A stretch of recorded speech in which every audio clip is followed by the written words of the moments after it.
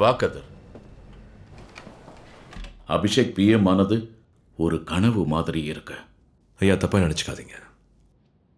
அபி still மோட்டிவ்லெஸ் Innocent kit. மேடாக இருக்கிற ரோட்டில் break down ஆனக்கா ரிவர்ஸில் போகாமல் இருக்கிறதுக்காக கையில் கிடச்ச கல் எடுத்து டயரில் சொல்கிற மாதிரி சின்ன பையனை போய் பிஎம் சீட்டில் உட்கார வச்சிட்டிங்க. எக்ஸாக்ட்லி. இந்த நாடு முன்னாடி போகாட்டியும் பரவாயில்ல, பின்னாடி போயிடக்கூடாது கதிர். வாங்க கதிர். வாழ்த்து சொல்ல வரலன்னா கூட ஆறுதல் சொல்ல வருவீங்கன்னு நினச்சேன். அபி சாரி, என்னால் அந்த ஷாக்லேருந்து இன்னும் வெளில வர முடியல. நோ, எதுவும் சொல்ல வேண்டாம். இந்த நாட்டு மேலே உங்களுக்கு உண்மையிலே அக்கறை இருந்திருந்தா வந்திருக்கணும். வந்து இவர் கை காலில் உளுந்தாது நான் பிஎம் ஆறுது தடுத்து நிறுத்தி இருக்கணும். சும்மா இரு அபி. சுற்றி நடக்கிற விஷயங்கள் எல்லாம் பார்க்கும்போது பயமா இருக்கு. I am worried about security.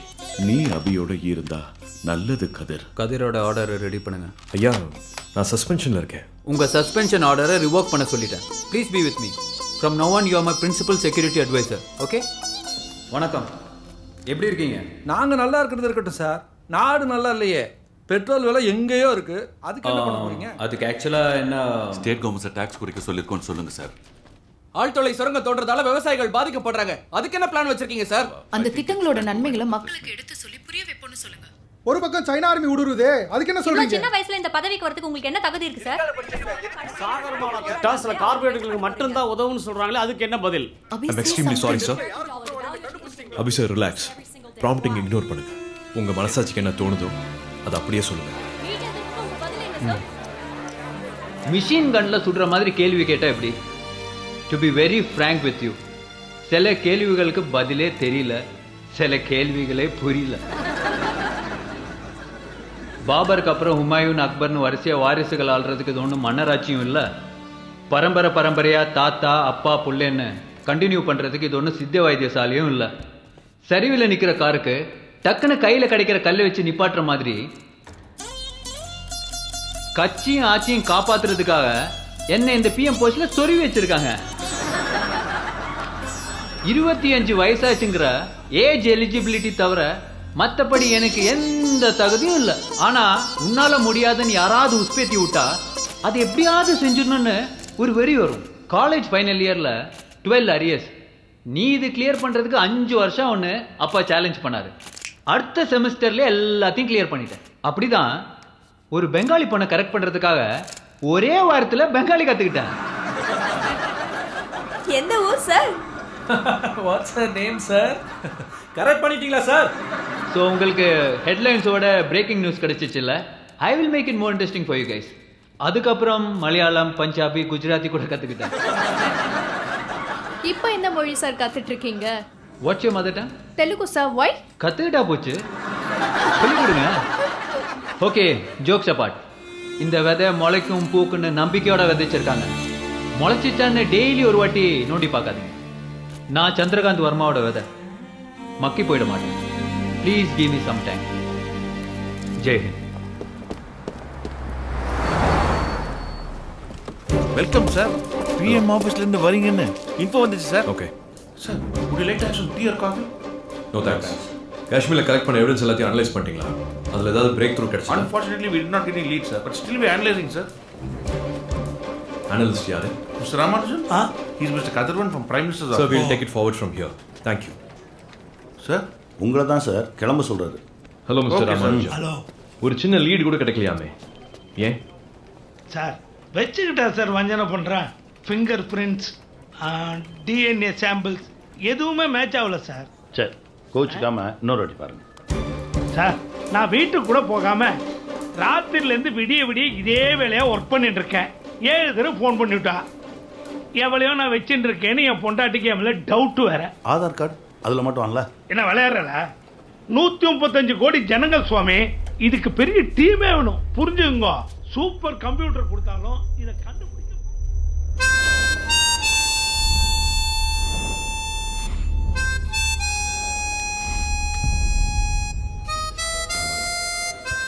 இப்போ போஸ்டிங்கில் இருக்கவங்க, ரிட்டையர் ஆனவங்க, அதாவது ஐபி, ரா, என்எஸ்ஜி, எஸ்பிஜி, இவங்களெல்லாம் செக் அதானே? அது ஏன் யூனிஃபார்ம் போட்ட கருப்பாடாக இருக்கக்கூடாது? அது யூனிஃபார்ம் போட்டிருக்கோம், அம்மனமாக இருக்கும். நாளைக்கு தேடப்படாதா? நான் இன்னும் ஸ்நானம் பண்ணல சுவாமி. சீரியஸ், எவ்வளோ பெரிய குற்றவாளி தேடிட்டு இருக்கோம். Do it now. நாங்கள் வெயிட் பண்ணுறோம். Divorce confirm. யாருன்றது விட அவன் ஏன்டா எல்லாம் சேலஞ்ச் பண்ணி பண்ணுறான். That is million question.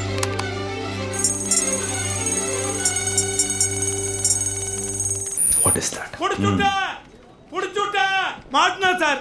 இவனே தான் பாருங்க. இவன் ஃபிங்கர் பிரிண்ட் எவ்வளவு அக்யூரேட்டா மேட்ச் ஆயிருக்குன்னு.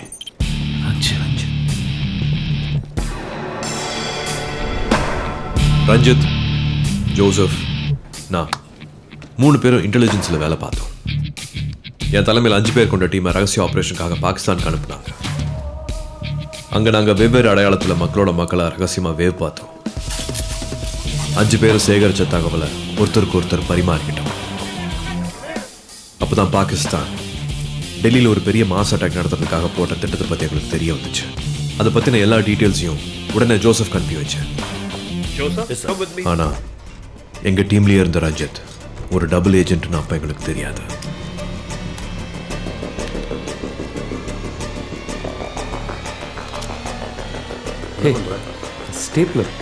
நாங்கள் இருந்த இடம், எங்களை பற்றின டீட்டெயில்ஸ் எல்லாத்தையும் வெறும் பணத்துக்காக ஐஎஸ்ஐ கிட்ட வித்துட்டோம். அதை வச்சு அமீஸ் கான் எங்கள் டீமில் இருந்த 4 பேரையும் சுட்டுக்கோங்க. அவங்க யாரும் எந்த உண்மையும் சொல்லாமல் வீரமாக செத்தாங்க.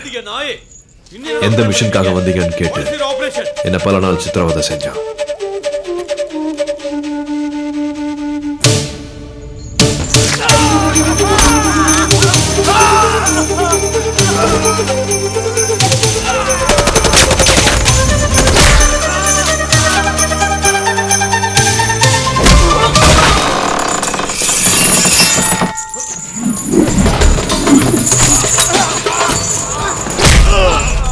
அங்கிருந்து தப்பிச்சு நான் பல மாதம் பாகிஸ்தான்லேயே தலைமறைவாக சுற்றிட்டு இருந்தேன். எங்களை பற்றின எந்த தகவலும் கிடைக்காதனால டிபார்ட்மெண்ட்டும் நாங்கள் செத்துட்டு தான் ஃபைலை க்ளோஸ் பண்ணிட்டாங்க. ஒரு நாள் நான் இருக்கிற இடம் தெரிஞ்சு அமிஸ்கான் என்னை துரத்துனா. அவங்ககிட்ட இருந்து தப்பிச்சு நான் இந்தியா வந்து சேர்ந்தேன்.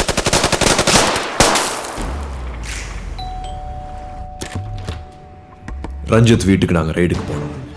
அங்கே சர்ச் பண்ணப்போ அவன் தான் எங்களை காட்டி கொடுத்தாங்கிறதுக்கு ஆதாரமாக பல முக்கியமான டாக்குமெண்ட்ஸ், வாய்ஸ் நோட்ஸ், டாலர்ஸ் எல்லாமே கிடச்சிது. அதை வச்சு ரஞ்சித்தை நாங்கள் சட்டப்பூர்வமாக அரெஸ்ட் பண்ணோம். தேச துரோக வழக்கில் ரஞ்சித்துக்கு 6 வருஷம் தண்டனை கிடைச்சு திகார் ஜெயிலுக்கு போனோம்.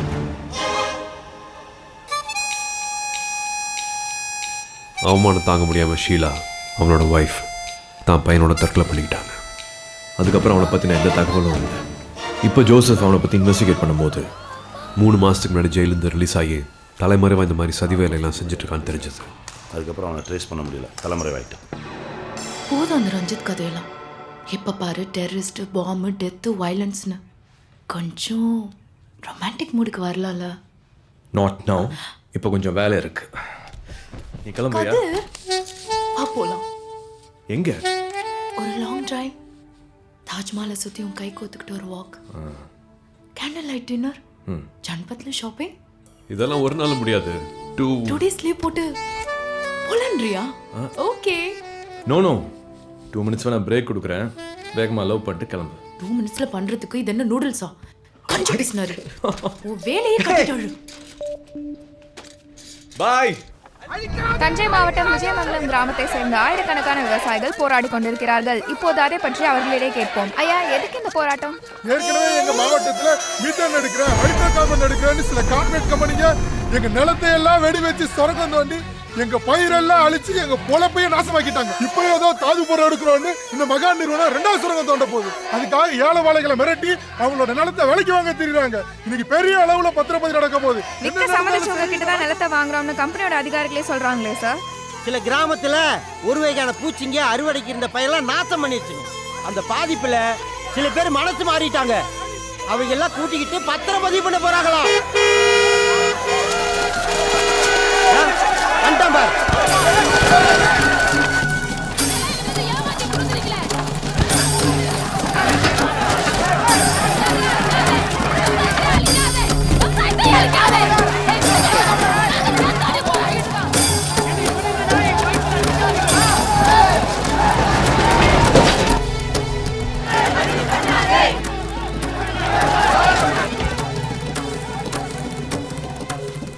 நிலத்தை கொடுக்க சம்மதிச்ச விவசாயி இவங்க தான் சார்.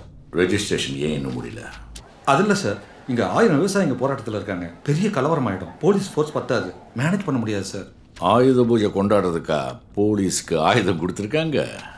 சார் ஜனங்க கொஞ்சம் கண்ட்ரோலாக தான் போராடுறாங்க. ஆக்ஷன் எடுத்தால் தப்பாயிடும். ஒருவேளை அவங்க எதையாச்சும் உடைச்சா இல்லை எரிச்சா. புரியுது.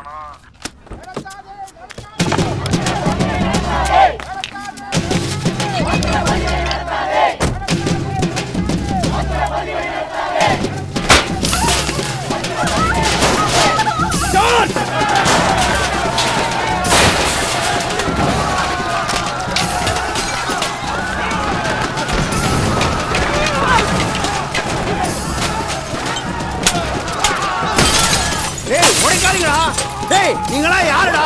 யாரா உங்களை அனுப்பிச்சது? நீங்களா இங்க ஆளுங்களே இல்லையாடா? ஐயோ அம்மா!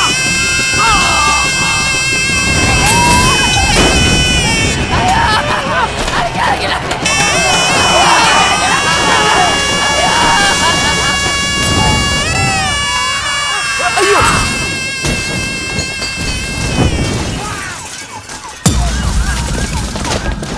ஏய் யாரும் மாட்டிக்க கூடாது. சீக்கிரம் எஸ்கேப் ஆகுங்க.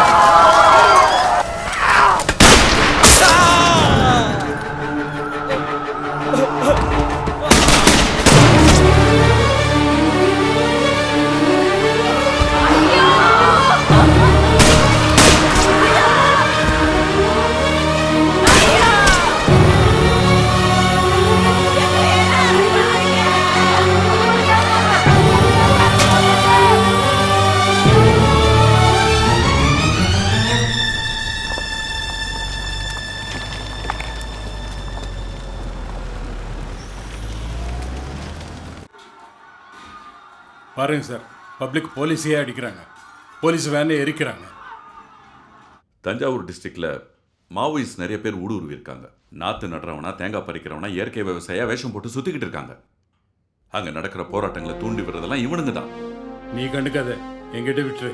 ராணுவத்தை அனுப்பி ஒரு கிளீன் ஸ்வீப் பண்ண ஒரு பைய கூட போராடணும்னு கனவுல கூட நினைக்க மாட்டான்.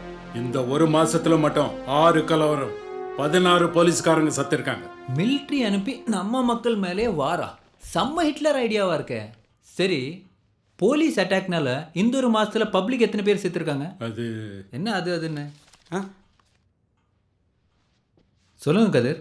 312 பேர் செத்துருக்காங்க. ஓ ஃபிஷ், எஸ், அவ்வளோ பேரா? ஏன் இப்படி நடக்குது சார்? கொஞ்சம் ஓப்பனாக பேசலாமா? யா சார் சொல்கிற மாதிரி நாற்று நடுறவன், தேங்காய் பறிக்கிறவன், இயற்கை விவசாயம் செய்கிறவன்லாம் வேஷம் போடல சார். அதுதான் அவன் பொழப்பு. தான் மண்ணுக்கு நடக்கிற கொடுமையை பார்த்து அவன் பொங்கி போராடுறப்ப தான் அவன் போராளியாக வேஷம் போட வேண்டியதாக இருக்கு. போராடுறதே தப்புன்னா போராடுற சூழ்நிலையை உருவாக்குறதும் தப்பு தானே? அதுக்காக அரசாங்க சொத்தை நாசம் பண்றது நியாயமா? பப்ளிக் போலீஸ் அடிக்கிறதுலாம் சரின்றியா? அதெல்லாம் பப்ளிக் இல்லை சார், பப்ளிக் மாதிரி செட் பண்ண ஆளுங்க. மற்ற சேனலில் வந்த ஃபுட்டேஜையும் பாருங்க சார். போலீஸ் பப்ளிக் அடிச்சு மண்டையை உடைக்கிறது, இறக்கமே இல்லாமல் பண்ணியை சுடுற மாதிரி ஜனங்களை சுடுறது, இதெல்லாம் எந்த ஃபுட்டேஜ்லையும் காணும்.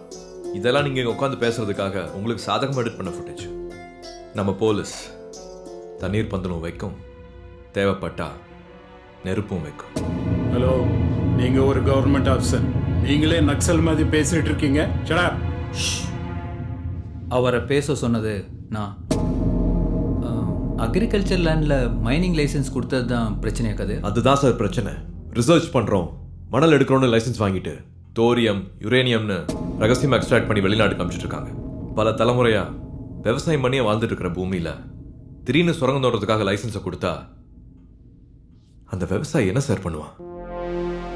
தான் வாழ்வாதாரமும் போய் தான் உயிருக்கும் உத்தரவாதம் இல்லைன்னா ஐம் சாரி சார், நீங்களும் நானும் கூட தெருவில் இறங்கி போராட தான் செய்வோம். அங்கே லீகல்னு ஏமாத்திட்டு இருக்க மைன்ஸையே க்ளோஸ் பண்ணக்கூடாது. 8 மைன்ஸ் மகான் குரூப் ஆஃப் கம்பெனிஸ் மகாதேவுக்கு சொந்தமானது. அவங்க முறைய exercise, export, environmental, pollution control எல்லா டிபார்ட்மெண்ட்ல பெர்மிஷன் வாங்கி நடத்துறாங்க. அவங்க கோர்ட்டுக்கு போயிடுவாங்க. போகட்டும், அதே கோர்ட்டுக்கு நாமளும் போவோம், என்ன நடக்குதுன்னு பார்ப்போம். சந்தோஷ் சார், நீங்கள் ஒன்று பண்ணுங்க, மகாதேவ் குரூப் ஆஃப் கம்பெனிஸ் பற்றி நாளைக்கு ஒரு டீட்டெயில் ரிப்போர்ட் கொடுங்க. ஓகே? Sure sir. ஏய் குல்தீப் சார், பசிக்குதியா? பீட்சா எங்க சார்? ஒரு 10 minutes sir. SPG group check பண்ணிட்டு இருக்காங்க. ஐயோ முடிஞ்சுது, அது ஆர்யா அவ்வளோ போய்